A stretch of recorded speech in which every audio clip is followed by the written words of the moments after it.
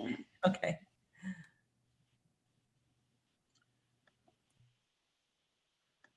Okay, can you see that? Yes. Okay, great. Well, welcome everyone, and thank you for attending this workshop. My name is Arnie Amir. I'm the owner of Growth Point Business Consulting, and I would invite you to ask your questions in the chat, and I will be very glad to answer them as we go along. And the title of this is Customer Advisory Boards and How to Create Beneficial Collaborations between you and your key customers. Okay, so these are the areas that we'll focus on, and these are the questions that we will ask and answer. First of all, what is a customer advisory board? What does it actually mean? Okay, and how would you create a CAB? And let me just say I will be using the CAB acronym for Customer Advisory Board just for brevity purposes on occasion. So how would you create a CAB? What kind of things might you learn that would make you want to create a customer advisory board? If you decide that, how would you go about creating it? What steps would you need to take to actually create a CAB? Who would you select to be CAB members? And how would you go about making that selection or those selections? What happens during an actual CAB meeting? Okay, especially the first meeting. And ultimately, how do you create and maintain those beneficial collaborations that we're trying to develop? Okay. Some of you may be asking, well, why now? Okay, why is this important to do now? Well, I would submit that it's now more important than ever. And there are two reasons for that. One is that I've always believed that existing customers are often the most underutilized and undervalued sources of new business. And the reason for that is that the relationships that you have with your key customers already exist. They already take place. Your key customers buy your products and services. You provide a level of service and support to those key customers. So the relationships are already there. And depending on the quality of that relationship, you should have the opportunity to sell them more products and more services. And again, if the relationship is solid and the track record is really positive, your existing customers can refer you to new customers as well. Those are opportunities that you just will not develop unless you focus on your existing customers. Another reason that I think it's now more important than ever is that we are all now we're all facing a once in a lifetime business challenge. I think it's safe to say that COVID-19 is something that we have never dealt with, certainly in our lives or in our business. And part of the result of that is that we're trying to build our business in very uncertain times, which means there are things that we can't control. So personally, I've made a very conscious decision to focus my efforts, and I'm encouraging my clients to focus their efforts on what you can control and what you can do now. Okay, and that often carries with it an opportunity and a responsibility, really, to think differently. And thinking differently means having a new mindset, a new and different mindset to go after business. And if I can have a little bit of fun with this and take a little literary license, another way to express this is simply this: business growth isn't about waiting for the storm to pass. It's about learning to dance in the rain, but successfully.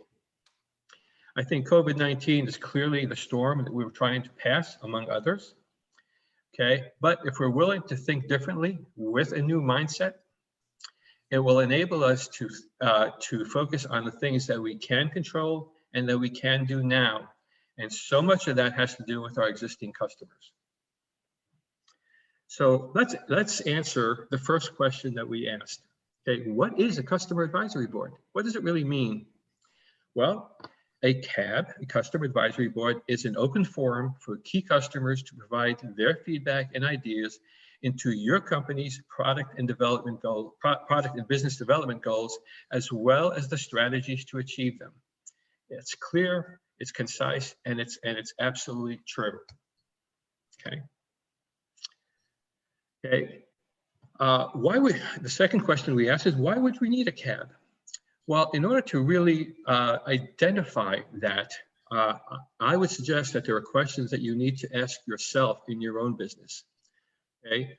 For example, do you know what your customers really think about you, about your products and your services, and the relationship that they have with you? What would they say? What do they really think?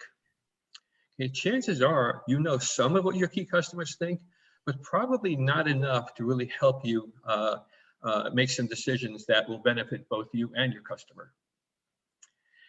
Okay, how can you learn what is most important to your customers? What steps can you take to really learn the things you need to learn to enable you to grow your business and support your customers at a high level? Okay. Just as importantly, how can customers learn what's important to you? I think it's important to really confirm that your relationship with your customers is bidirectional. It really is important both ways. So it's just as important to learn what your customers really think, okay, what's really important to them, but it's also important for customers to learn what's important to you. And ultimately, how can you stay connected to, but also engaged with customers successfully? Because those are really two separate questions, and we'll get into both of those.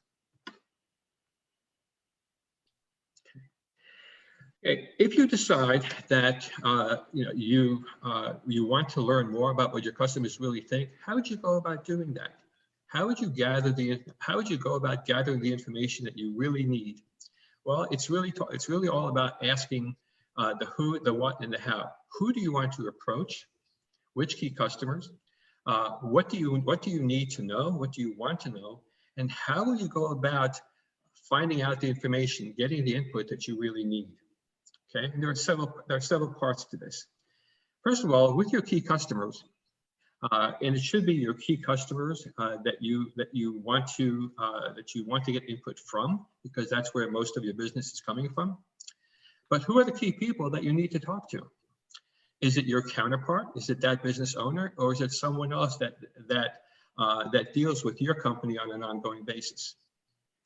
How much business does that customer do with you? And how valuable is that, not just to your customer, but also to you? And what do they really think about you, your products, your services, and the relationship that they have with you? Really critical questions to ask. Okay. How will you go about gathering that information? I think we all know that there are various surveys that can be distributed to customers, and some of them are pretty effective. Okay, but you'll never. You don't always know which key customers will respond to those surveys and how valuable that input really is. So for me, I don't think there's anything that replaces meeting with key customers personally. And certainly in today's pandemic world, it's virtually. But at least it's an opportunity to see and hear who you're talking to, because that can and should be a productive way to gather information. Okay, you need to ask the right questions, and I'm going to share a few with you in a few moments. Most importantly, you need to really listen well and clearly hear and understand what's being said to you, because those are the things that you're going to respond to, and those will lead you to make some decisions about what can be done and how you can create a better relationship with your key customers. Okay, how should those conversations go? Okay, well, a good way to start the conversation, or certainly in the beginning, is everyone likes to be thanked for their business, and I would strongly suggest that that's something that you should do when you begin these conversations with your key customers. Thank them for their business. They will appreciate that, and it's just a positive thing to do. they may have questions for you, which you should answer. But you are there to accomplish a goal. And the goal is to learn what your customers really think, and you should describe that goal to your customers as you have these conversations, so they know what's expected of them. Okay. Now, what are some sample questions that you can ask? Well, what you're there to do is to find out what's most important to your customers. Okay. So asking that very question is often a good idea. Okay, that's really what you want to learn. Okay, so asking that question is a very positive way to really get at that information. You also want to know what you're doing right. You know, there's an existing relationship, there's a track record of doing business together, so you're doing something right. Well, what are those things? But most importantly, what can you do better? Because you're looking to improve a relationship with key customers. So a question you should ask is, what can you do better than you're doing today? Okay, there are many more questions that you can ask. What I would caution you is, don't ask too many questions, but ask the right questions and give your customers the opportunity to respond to them and to give you the input that you're looking for. Now, at this point, I may normally say to you in other circumstances, be careful what you ask for. But in this case, I'm going to do the opposite. Say, don't be careful what you ask for, because you really want to know what your customers really think. Okay? And believe me when I tell you, if you pose the right question and you really listen and you ask for input from key customers, they will tell you. Okay? And very often you'll get a balanced response. Okay? You may, and I'll give you some examples of what you might hear. Okay, first of all, there's always going to be good news. Okay, they're an existing customer. You do a fair amount of business with them because they are key customers, and you're told that they value that, and that your core products and services are really reliable. They work pretty well. Okay, but you know, if you have a customer that's really willing to talk with you because you're approaching them in a positive way, you may hear some bad news. Okay, so you may hear, for example, that if you're a product-based company, that your technology is maybe slightly out of date. They like your products, they work well, but technologically you're not keeping up to the extent that we would like your key customer. There may be some dissatisfaction on occasion with customer service, which can happen in a pandemic age. You may be short on staff. There could be many things that could affect your opportunity, your ability to support your customer, and that can show up.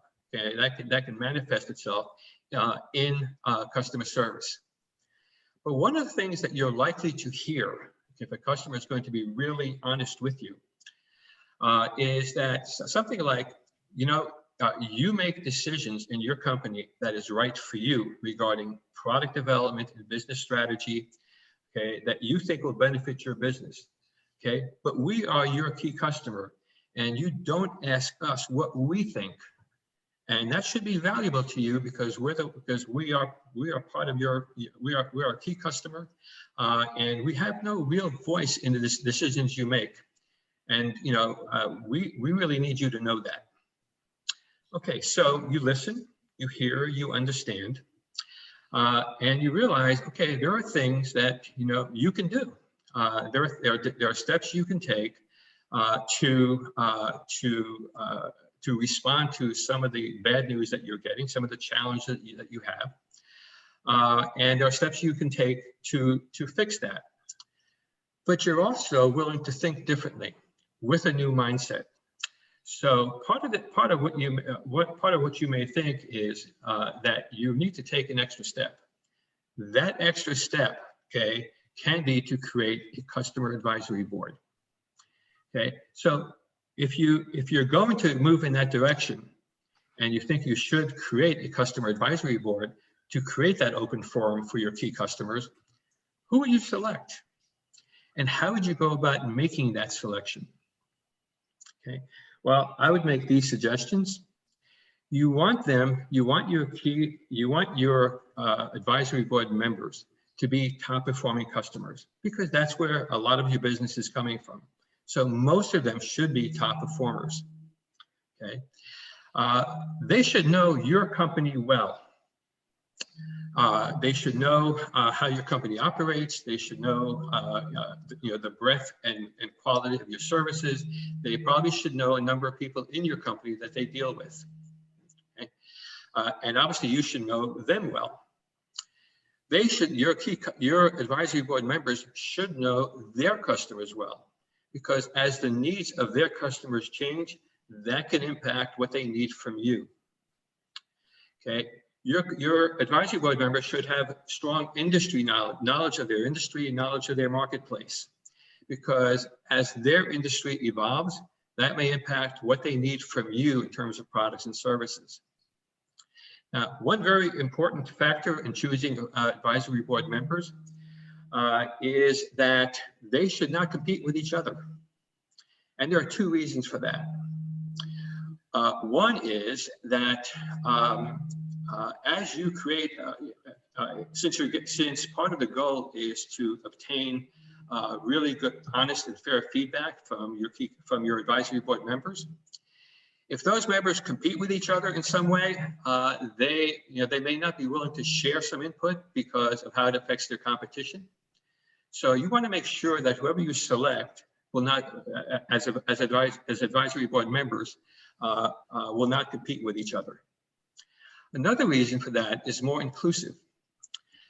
Over a period of time, I think what you'll see is that even though the main purpose of a customer advisory board is to provide feedback and input to you as their customers, what you'll find is that often your advisory board members will also become resources for each other, okay, which can be a valuable service, a valuable benefit that results from developing this advisory board. Okay, so you also want these advisory board members to provide honest and fair feedback. That's what they're there to do, and that's what you want them to commit to. And you want them to commit to being ongoing participants in the advisory board and to be engaged in the process. And once you decide who you want to select, okay, invite them to become advisory board members. Because ultimately what you're trying to create is a stronger bond with your advisory board, with your key customers, because you're all there for the same reason. You want to grow your business and you want to make money. Isn't that what we're all trying to do? Okay. Now, so you've decided that you want to create a customer advisory board. You've chosen the people that you would like to include as members. Okay, so how will you actually create the board itself?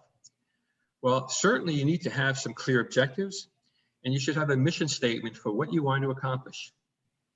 Okay, the best way to do that is by creating and writing a charter for your advisory board. And that charter should include the main purpose of the board, which is to integrate customer input into your company's decision-making process. Okay, that's the main goal. You should that charter should document and list the members who the key customers who have agreed to be advisory board members. You should define the frequency of the board meetings, how often you'll meet. Is it going to be quarterly? Is it going to be every 6 months? Whatever you decide is appropriate. You'll describe how the meetings will be run, and that each meeting will have a clear and specific agenda. And you'll establish clear expectations that will be mutual for everyone, but also the benefits that everyone can expect that will result from doing this. Okay. Now, that mission statement should look something like this. The mission of your company, meaning your company, is to provide an open forum for your customers to provide their feedback and ideas into your company's product and business development goals, as well as the strategies to achieve them. Okay, and if that sounds familiar to you, you're right. It is the very definition of a customer advisory board, but it's personalized for your company. But it really does emphasize what the mission is, not just for the charter, but for the board itself. So now you've arrived at your first customer advisory board meeting. Okay, you will have, I should say, you will have the charter that you create, you should send out to the advisory board members that have agreed to become members 2 or 3 days before the first advisory board meeting, so they have it and they can look at it, understand it. Okay, but at your first customer advisory board meeting, what happens? What do you actually do? Okay, well, first of all, you facilitate the meeting. You created this advisory board. You've invited members you've invited key customers to be members. You created the charter. Okay, you're the one that set the tone and created this advisory board. Okay, so you facilitate the meeting. I would definitely review the charter that you sent out, so to confirm the commitment that you're making to it and that you're asking your advisory board members to make to it. And the reason you should do that is because even though you sent it out to everyone, you can't be sure that everyone has actually read it and understood it. People, that could be scheduling, it could be attention, it could be time, but you want to make sure that you review it at that first meeting so that everyone understands how important it is and the commitment, the value that you place on it. Okay, you will have prepared a specific agenda that you will have sent out, and it will include topics that would be applicable and appropriate for your board. And it can include items such as overall business environment, the environment that all your advisory board members and you are in. New business opportunities that they can share with you that maybe that they can discuss and get some help on. Product service performance of your products and any issues that need to be addressed. Any other problems that need to be solved, either within the group or with your company. Any shared challenges and competitive analysis of what's going on in their world as well. And obviously you would be doing the same. Okay, now the topics can vary depending on what's appropriate for you and your advisory board.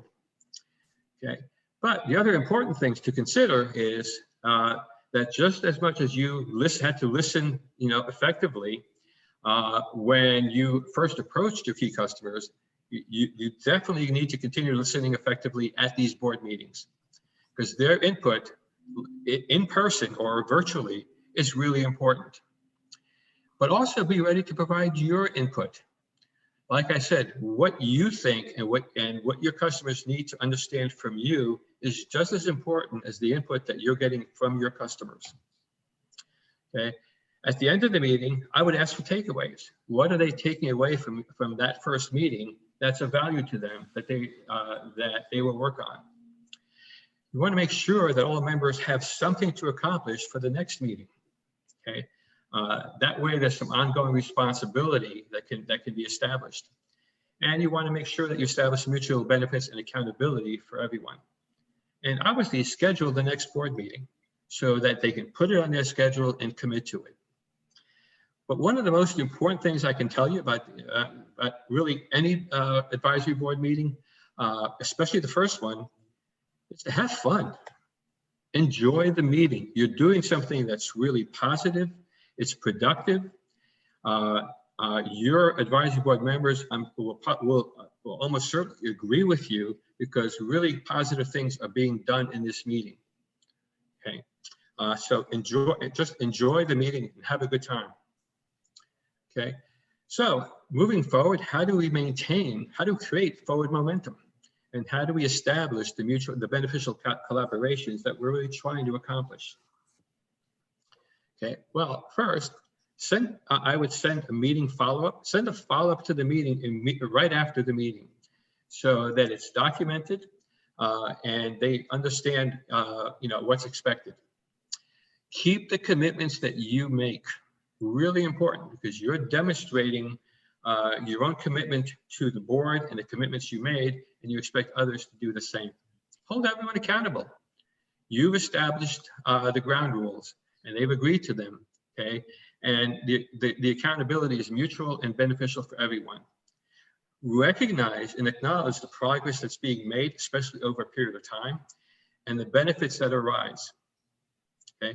And I would maintain communication between meetings. Keep contact with your key customers, because they're still key. They still comprise a lot of your business, and what you've done up to this point really elevates and enhances the relationship that you have, and hopefully is creating more opportunities for you. But again, enjoy the ride. Enjoy the ride and the benefits that you're creating. And again, let me emphasize again that as these, over a period of time, what you'll see is that this advisory board is not only meaningful for you, but it's also meaningful to them, to the advisory board members, because they become a resource for each other. And you'll demonstrate that together, we all achieve more. Okay, so it becomes a really effective way for everyone to benefit in the process. Okay, so what have you accomplished in this workshop? Okay, well, we've defined what a customer advisory board is. We talked about why you would want to create a CAB, because you really need to learn what your customers really think. We've discussed how to actually create a CAB. Okay, who should be selected and how you would go about making those selections. What happens at that first CAB meeting, which is really important because that sets the stage for all the meetings that will follow. And how to maintain that forward progress and create the beneficial collaborations that we're looking for. And ultimately, our goal is always to grow our business. And by doing this, we've created a much better opportunity for all of us collectively to grow our business. Okay, have there been any questions?